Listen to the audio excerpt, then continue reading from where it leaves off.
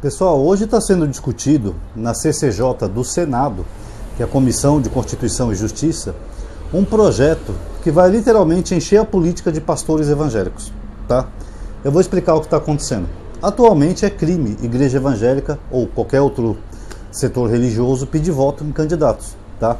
A lei entende que é crime, que fere o princípio da isonomia, outros princípios também são feridos nisso. E é mais grave ainda se a pessoa usa o poder financeiro, como por exemplo imprimir santinho para distribuir entre as pessoas da igreja ou coisa do tipo. Então, isso é proibido por lei. Só no ano passado, por exemplo, teve um pastor que foi condenado a pagar R$2.000, que eu acho até pouco, né, o valor, de multa, porque ele pediu voto para um candidato. E teve um candidato a deputado de uma cidade do Brasil, é cidade pequena, que ele foi cassado porque ele pediu votos da igreja. Então, até então, no Brasil, é crime isso, tá? Só que o que eles estão fazendo? Eles estão lançando um projeto de lei que, segundo eles, é para diminuir a penalidade para quem pratica esse tipo de crime. Eles alegam que não vão acabar com o crime, mas só diminuir a penalidade. Ou seja, se o pastor for pego pedindo voto para um candidato ou dando santinho, essas coisas, eles querem praticamente zerar a multa, tratar isso só como se fosse uma pequena infração e pronto, é a vida que segue. Não vai acontecer nada nem com o pastor e nem com o candidato para quem ele pediu voto. Então, praticamente, pessoal, a partir do momento que você isenta de pena uma prática que é considerada crime pela lei, você está praticamente dando permissão da pessoa fazer. Vamos imaginar, por exemplo, assim que no Brasil, de repente um grupo lá em Brasília decida que cometer assassinato é crime, mas que as penas têm que ser quase zeradas. Ah, se o cara tiver bom comportamento, não tiver antecedente, eu não sei mais o que, o cara tem endereço fixo, então ele não vai ter que cumprir pena nenhuma. O que vocês acham que vai acontecer? Vai todo mundo querer matar todo mundo que não gosta. Ah, agora eu posso matar aquele filho da mãe que agora a pena está zerada. É o mesmo que está acontecendo nesse projeto das igrejas. Se não tiver pena, as igrejas vão pintar e bordar, vão pedir votos, vão fazer campanha, vão distribuir santinho, vão praticamente obrigar os fiéis a votarem nos seus candidatos, que indiretamente já acontece nas igrejas, mas aí a farra vai ser solta. Por exemplo, tem pastores aqui no Brasil, como Silas Malafaia, o defensor do mito lá, né, que planejou até tentativa de assassinato, e o Malafaia lá defendendo ele, né, defende mais o Bolsonaro do que Jesus. O Malafaia uma vez falou a seguinte frase: meu irmão, eu elejo quem eu quiser, meu irmão. Eu elejo quem eu quiser. O que ele quis dizer com isso? Eu elejo quem eu quiser. Ele quis dizer que ele tem a força das igrejas, que ele tem várias igrejas espalhadas pelo Brasil, a DIVEC, Assembleia de Deus Vitória em Cristo. Então, se ele pedir para a igreja votar num candidato, aquele candidato tem chance de ganhar. Se ele pedir para a igreja não votar naquele candidato, aquele candidato não tem chance nenhuma de ganhar. É assim que ele tenta intimidar os parlamentares eleitos no Brasil. Vocês podem ver, quando algum parlamentar faz alguma coisa que ele não gosta, que nem teve um deputado evangélico aí que estava apoiando aquela PEC de cassino, né, liberar jogos no Brasil. O Malafaia já falou: meu irmão, esse é o evangélico que está apoiando essa patifaria, meu irmão. Se ele apoiar isso, nunca mais ele vai se eleger para nada, meu irmão. Então ele ameaça, ele grita, porque ele sabe que ele tem a força da igreja.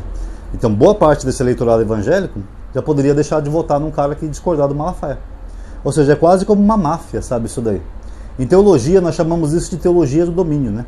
Que é quando a igreja ela não quer só ter seus tentáculos no poder religioso, ela quer ter seus tentáculos em tudo. É na imprensa, na política, em tudo. Eles querem dominar sobre a vida de todo mundo para tentar criar no Brasil um tipo de teocracia gospel.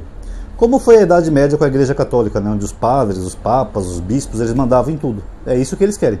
Eles criticam a Inquisição Católica e tudo mais, mas se eles pudessem, eles fariam o mesmo no Brasil. E estão lutando para isso.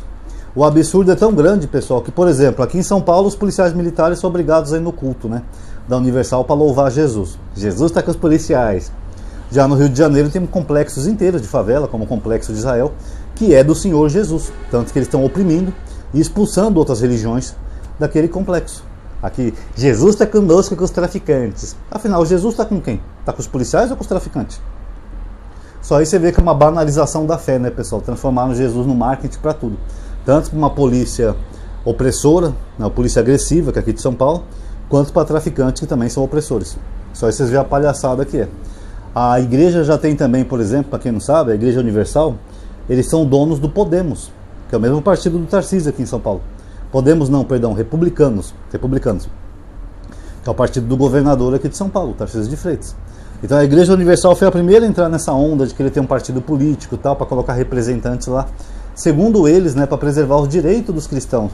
Meu irmão, nós temos que ter alguém lá em Brasília, meu irmão, para defender a gente que somos oprimidos, sofremos preconceitos por sermos evangélicos. Foi Edir Macedo que começou com isso. Aí com a força das igrejas dele, ele começou a eleger vários deputados. Ele conseguiu fazer esse partido, sendo que até hoje eles tentam se desvincular do partido, para não pegar mal. Mas quem manda no partido é o Edir Macedo.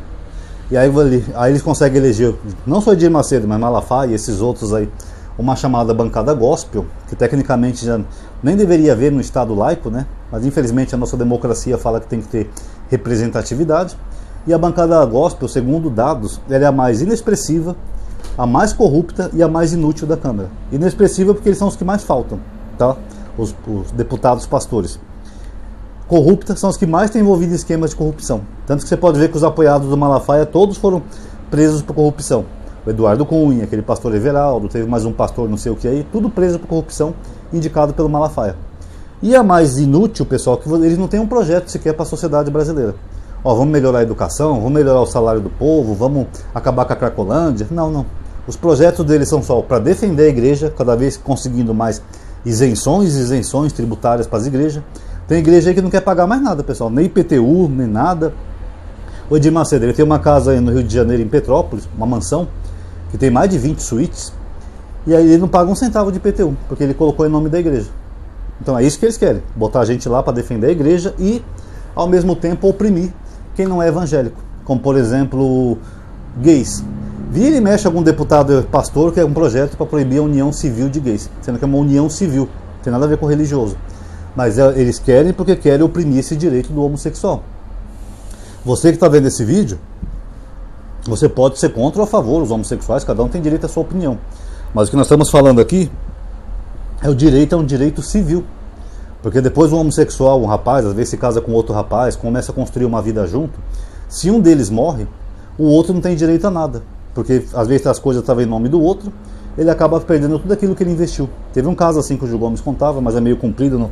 Não, dá até para resumir até. Era um casal que morava junto muitos anos, foram comprando casa, carro, móveis, TV, 3 em 1, todas aquelas coisas que precisavam em casa, móveis, geladeira. Aí um dos rapazes morreu. E justo esse que morreu, as coisas estavam no nome dele. Que eles compravam junto e pagavam junto, mas ele tinha o nome limpo, eles compravam tudo no nome dele. Aí depois que ele morreu, a família dele, que não ia visitar ele nem para tomar um café, nem para dar um feliz aniversário, nem para dar um feliz Natal, depois que ele morreu, a família dele apareceu e pegou tudo para eles. Não, tá em nome do meu filho, você não é nada do meu filho. Não, mas eu moro com ele há mais de 20 anos, a gente tem uma vida junto, cadê o papel? Porque até então não era permitido o casamento civil gay. Então é isso que as pessoas não entendem, que é um direito civil, e mesmo isso a comunidade gospel, a bancada gospel quer suprimir. Além da perseguição deles à mulher trans, né? Esses babacas são eleitos e acham que a mulher trans é o maior problema do Brasil. Não, o Brasil não tem violência, não tem cracolândia, não tem gente mal paga, não tem nada disso. O problema do Brasil é as mulheres trans, que é assim que eles agem. É uma bancada gospel inútil, inexpressiva, que só quer cada vez mais poder. E agora com esse projeto, vão poder fazer campanha à vontade, vão poder pedir voto à vontade, principalmente pastores que nem Malafaia e Edir Macedo, que já estão atolados na política do Brasil, eles vão eleger quem eles quiserem. Agora vocês imaginam um congresso com mais pastores evangélicos, como é que vai ser, hein, pessoal? Daqui a pouco vai estar metade do congresso todo de pastores. Não que não tenham bons pastores, né? O pastor Henrique Vieira, por exemplo, eu admiro muito aquele homem, inteligente, é coerente, não coloca a religião dele acima da política. Ele é um pastor que eu tiro nota 10. Mas a grande maioria ali, o Otônio de Paula também, ele está pulando um pouco fora do barco dessa loucura gospel e está se aproximando um pouco mais da razão. Mas o resto, imagina metade do congresso gospel. Aí vai ter um evangelistão no Brasil. Vão proibir imagens de outras religiões, vão proibir feriados religiosos, vão proibir casamento gay, vão perseguir mulher trans, vão fazer tudo o que eles quiserem fazer como se fosse a Igreja Católica na Idade Média, com poder na mão. É, pessoal, está cada vez mais perigoso. Tudo bem que esse projeto ele recém está passando agora na CCJ, ninguém sabe nem se ele vai ser aprovado ou não.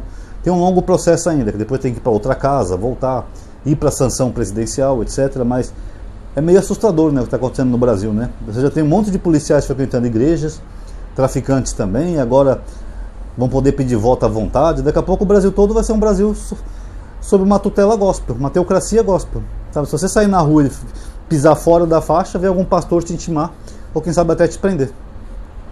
Enfim, é isso que dá um país que não investe muito em cultura e educação, investe mais em igrejas. Bolsonaro mesmo, ele cortou 90% da verba do Ministério da Ciência, que era lá do astronauta, Marcos Pontes. Em contrapartida, ele deu isenções bilionárias para pastores evangélicos. Ou seja, não é um país de cientistas, de pessoas que estudam, que analisam. Eles querem formar um país de crentes, só para se manterem no poder. Tá? Então tá aí, galerinha, quem gostou do vídeo já sabe, dá um like aí, se inscreve, ativa o sininho, comente também o que você achou, tá? Que é muito importante. E muito obrigado por ter assistido. Até a próxima.